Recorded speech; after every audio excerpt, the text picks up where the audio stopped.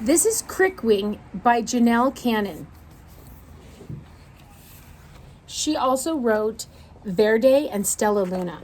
So a couple of my favorite books. And so let's get to her. Look at these.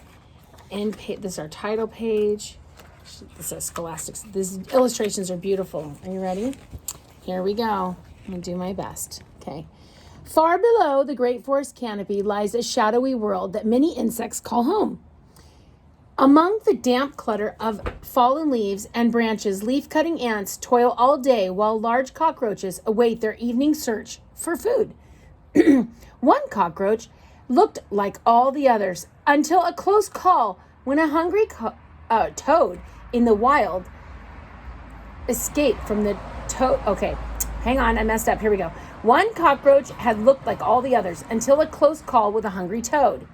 In his wild escape from the toad's sticky tongue, he had twisted one of his fine long wings. Since then, everyone called him Crickwing. Oop, sorry. Here we go. Crickwing despised his nickname, and he avoided hearing it by staying far away from the other creatures. He would sneak out to find his food when the night was the darkest, knowing that the forest was crawling with more predators and worse than even a ravenous toad. Ravenous means hungry. The forest seemed much less fearsome whenever Crickwing found a nice pile of tasty leaves, roots, and petals. He took comfort in their bright colors and interesting shapes, and he often just built sculptures from them before he ate them. A sculpture is a type of art when you use items, and it's three-dimensional. So you could make a sculpture with Play-Doh or maybe food, or some people use like metals or trash. Some people use like balloons or rocks. They do rock sculptures. So that's what a sculpture is. He took comfort in their bright colors, interesting shapes, and he often built sculptures from them before he ate them, which, when he was busy playing with his food, he almost forgot about the pain in his crooked wing. One night, Crickwing created his most wonderful sculpture ever.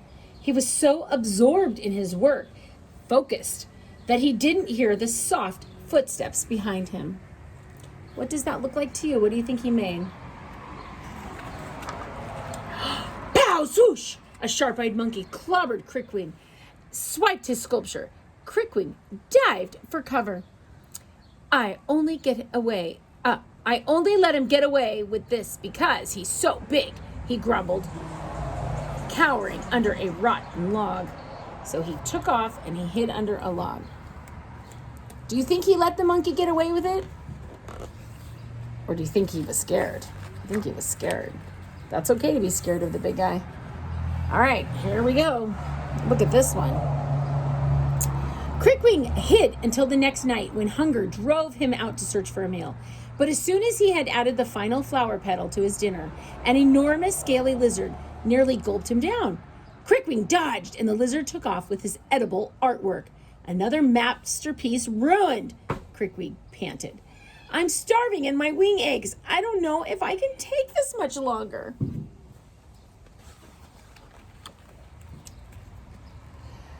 The next night, things got even worse. An ocelot pounced and nearby crushed Crickwing when he darted away. The ocelot scooped him up in her massive paw and threw him high into the air. Oh no! Crickwing wailed. Not again!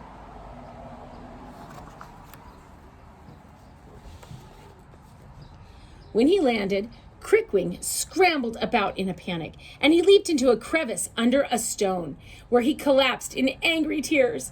I'm so tired of having to run from giant predators, he seethed. I hate being so small, and I hate never being able to finish a meal. I'm just a mere exoskeleton. Through the long night, Crickwing's wing throbbed as he waited in his hideout. Many hours later, until sunlight streamed into his cave and the leaf-cutting ants began another busy day, thousands of the tiny workers carried large slices of leaves back to their colony. Crickwing, groggy and still angry, crept out for a better look. "Ha, these guys are even punier than I am," he muttered. None of the ants seemed to even notice him. Sorry, hang on. Crickwing inched closer. "There's something about these incy critters that just bugs me." Good pun. "Why isn't anyone bothering these little twerps?" He placed a spiny leg across the leafcutter path. "Well, let's see what happens now," he chortled. "Have a nice trip. See you next fall." He tripped the ants. Several ants stumbled, but when they went back to work, Crickwing weren't even there. "This will get their attention," he growled, picking up a leaf from the path. The ant carrying the leaf hung on tight, which gave Crickwing a great idea. He hung several ants from a vine one by one and watched with glee as their tiny legs flailed. Crickwing laughed so hard that he nearly forgot his aching wing. That night, Crickwing wolfed down a sweet flower bud, not even noticing its dazzling purple color. He had work to do. Right in the middle of the leafcutter trail, he dug a deep hole in the ground. And then he crouched behind a rock, waiting to see what the ants would do. "These muddling molecules are so easy to fool," he snorted. Wow. Back in the leafcutter colony, the queen of ants called a meeting. "This week's production is down." "What on earth is going on?" "It's the cockroach, Your Highness. He's picking on us." "No cockroaches meddles with my colony. You seize him," ordered the queen. The next morning, the ants found Crickwing fussing with his latest ant trap. He had no chance for escape as thousands of leafcutters swarmed over him. They dragged him. You know what they did? They crammed Crickwing through one final tight spot and pop! His wings snapped back into place, and he realized that his throbbing ache was gone. Before he could give it another thought, the ants pulled the prisoner into their chamber, and the whole colony wrapped him up. "How do you think he got like this?" they said. His mother must be heartbroken. I wonder how he got so mean." The big oaf showed up just in time for the annual peace offering to the army ants, crowed the queen. "There's no way they'll attack us if we hand this hefty no-gooder over to them. Truss him up like the fat turkey, and then ship him out." The leafcutters bound Crickwing, hauled him back through the dim tunnels, and carried him up to the forest. "Oh, I'm so tired. I can't do this," the ants said as they're taking him up. "Yeah, they took him apart before we could even turn around and leave. Nobody deserves that. They'll just eat Crickwing is what will happen is if he takes him up to the ants." So the ants that are carrying him are starting to feel bad, and so they decide that they're going to let him go, okay? Nobody deserves to be eaten like that. And he actually didn't even hurt us. He just was kind of mean. So what will we tell the queen when we get back about the army ants? They'll level our colony. I just can't watch him shred this guy. We'll figure out something. Well, Crickwing overheard them, and he said, "I can help." And so he went back. Wait, I can help. And he was able to move because his wing was back in place. I think because he was in so much pain, he just got so angry. And now he's back to his old self. Can we trust this Yahoo? Do we have much choice? They're all wondering what they should do. Well, this plan is worth a try. Crickwing has a plan. Let's see what he comes up with. In the far corner of the forest, in the army camp, the lieutenant says, "Let's get going." These are the army ants that are coming to take the food from the colony ants, the leafcutter ants. The army is swarming. Look how much they're coming. Look how many they're coming. I wonder what the plan is. What do you think the leafcutter ants and the Crickwing are going to come up with to get rid of the army ants? I don't know. What do you think? Remember the beginning? All right, here we go. Look at this. For a long, silent moment, they stared at the hugest, strangest, greenest anteater they'd ever seen, and it loomed high over them, its terrible tongue dangling from its mouth. The lieutenant of the army ants broke the quiet. Halt! About face! Run away! The army ants tripped over one another as they scrambled back toward their camp, none of them daring to look back. Is that a real anteater?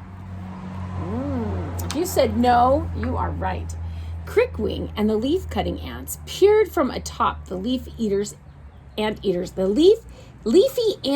head, watching the warriors fade back into the forest. They held their breath until the entire horde had vanished. Then the queen approached. I don't think we'll be seeing them ever again. Or should we call you Straight Ring now? Crickwing said, no, I like my name now. I'm okay with it. And I hear, the queen said to Crickwing, you are an incredible chef. Oh, I just like to play with my food, said Crickwing. And Your Highness, I would very much like to stay. The first thing I want to do is prepare a great feast for you. And 3 cheers for Crickwing, shouted all of the leaf eater ants. And at night they had a big banquet. And you know what they did? They threw flower confetti, danced the 6-step. Do you get it? Because insects have 6 legs. And sang until sunlight came creeping through the trees. The queen peeked at the dawn and blinked drowsily. I declare today a holiday. Hear, hear, said Crickwing. And for the first time in colony history, the leaf cutters took a day off. The end. And here's some interesting notes about a cockroach. And here's some interesting notes about an ant. And I want to tell you, an ant has 3 parts to their body. Like we have Matman, and we have our head, and we have our body, and we have our legs and our arms. An ant doesn't have that. An ant has a head, a thorax, and then a body. So their thorax is their stomach, and their legs come out there. The thorax is their body. So they have 3 parts. So that's kind of interesting when it comes to insects, okay? So that was a long story. You sat with it. I'd like you to make a food sculpture, and you get to play with your food. Yay! All right, bye. I can't wait to see what you come up with.